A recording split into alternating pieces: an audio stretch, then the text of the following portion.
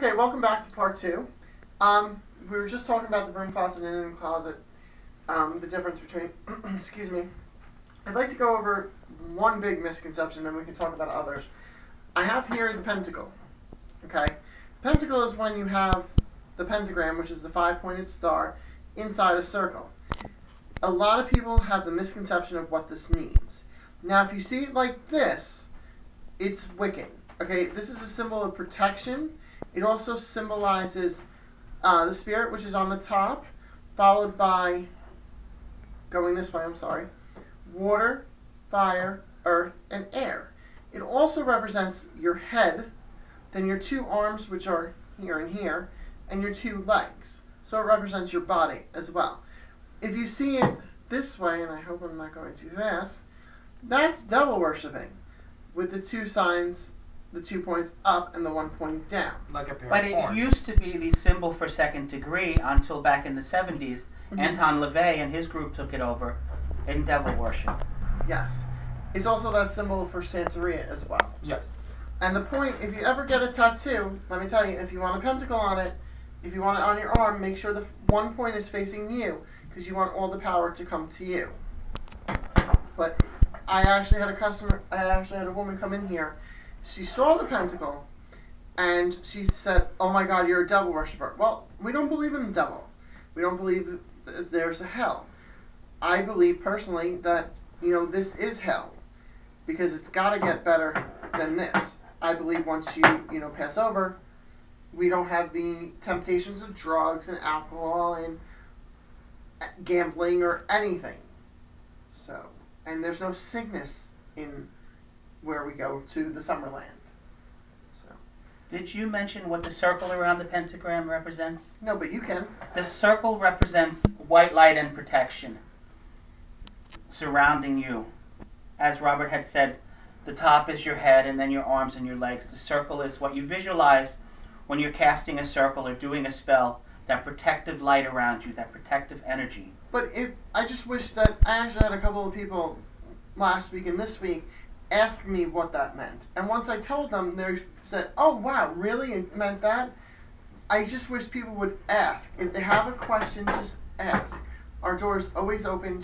Or email us at practicalmagick3.com. At Verizon.net, I'm sorry. One of the biggest misconceptions, too, is television. There are so many paranormal TV shows out there, and I love Paranormal State. I really love watching that crew, and I love the research they do. But every time they show a pentagram, it's like, oh my God, it's black magic. Every time you see it on one of those shows, they never really go into what Wicca is, and they right away assume it's black magic. And it's just not fair to keep putting out that over and over again, especially since one of the research team, Elfie, they say she's an occult specialist. I think she's a Wiccan, and I think she's awesome, but they could go into more of it. If she's an occult specialist, she should discuss what the symbols that they find on the walls or on the basement floor really mean. I know they can't cram all of that into a half-an-hour television show, but they could make it a 2-parter and do it the right way. I also have a problem with the television shows that show rituals, like the Lesser Banishing ritual or the pentagram or something like that, and they don't explain fully what it's for or what it's supposed to do.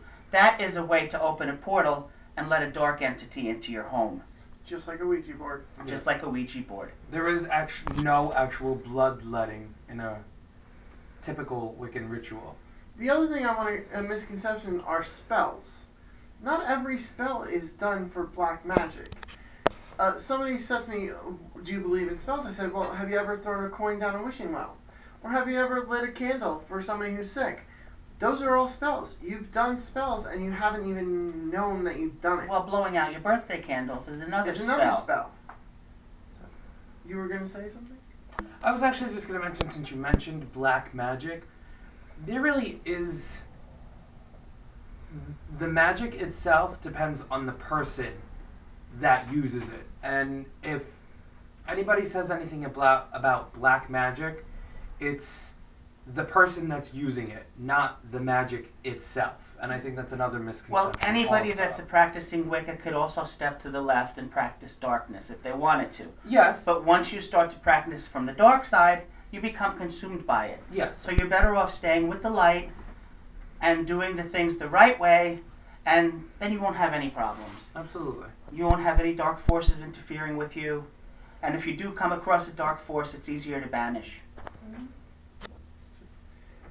Any other misconceptions you can think of? A misconception, I have two. On Charmed, they show white lighters, and they show the witches, the girls themselves, and they always got to orb. Well, real Wiccans can't orb. It's unfortunate. With the prices of gasoline these days, it would be great to be able to orb from here back to the town I live in. I wouldn't have to spend any money. And the other misconception, it was from that TV show Charmed also. They showed them scrying with a pendulum. And she has the map down, swings her arm, pendulum goes swinging, and it just goes boom. It's like the pendulum just pulls her arm down. That is not how scrying or dowsing works. It's close, but it's not the truth. We don't ride on broomsticks, okay? I wish, just like Steve said, for gas, but we don't do it, okay? It has no trunk space. It's really not cost effective. Okay, so, any other misconceptions? I can't think. I think we I'm could sure go. there are probably many more. You're right. Well, I think, like you said, we don't do bloodletting. That's another thing the movies and television shows show you doing. I'm sure there are religions that do sacrifice animals, but Wicca isn't one of them. Mm-hmm. Not all magic is the same. Voodoo and hoodoo and Santeria It's not all the same. different. It's as all different. Everything's different. Well, okay, so now I'm going to come up to some upcoming events. This weekend is very busy. On the, thank God I have a calendar. The 28th, no, the 21st, I'm sorry, Friday the 21st, we're having a book signing. Her name is Ellen Postolowski. I hope I pronounced that right. It sounds right. It sounds like you said it right. She is an amazing cook. She was a personal chef for Jason Kidd, formerly of the New Jersey Nets. And her book is called It's Just Personal. We'll probably have her on a different segment of the next episode. And she will be here Friday to sign copies of her book. And she will be cooking recipes from her book. And there's a recipe in the back of her book, I believe, for her bonus page. And it's called, I wish I had this ready for Crunchy Chopped Asian Chicken Salad. I believe she said she was going to cook that. Okay. And have it here. That looks very good. It does. Let me show you a picture if you can get this. Can we get this? Okay. I believe that's going to be one of her recipes as well. She has no children, so all the children in here, in the book, are Jason Kidd's children. Okay. And she was his personal chef for a long time before him and his wife unfortunately got divorced, and he moved to, I think, Dallas to be part of the Mavericks or something. I'm not really sure. I'm getting a nod yes from the cameraman, so that means yes.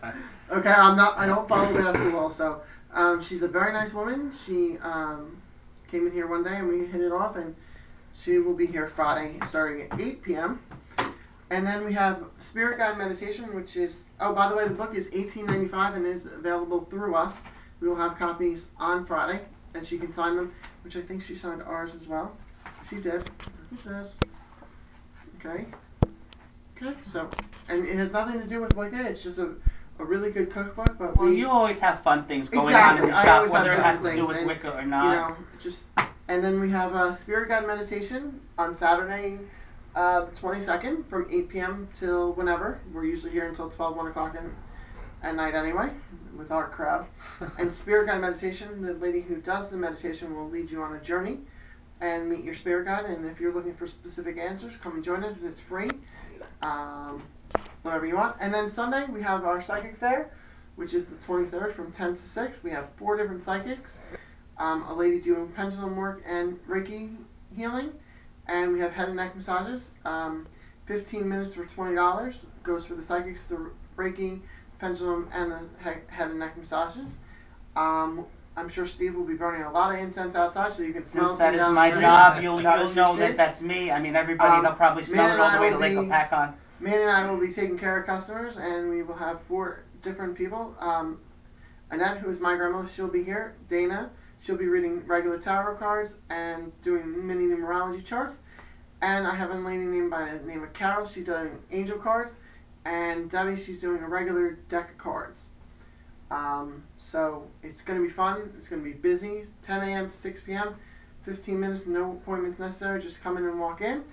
I think I hit everything. It's going to be a really busy weekend. So Well, you always have whirlwind weekends. Always. I know, and last weekend we had a whirlwind weekend too. So, you know. I don't know how I have time to go to my real job since I'm here. And thank you for joining us, and we'll Thank see you you. soon. Blessed Thank be. you. Blessed be.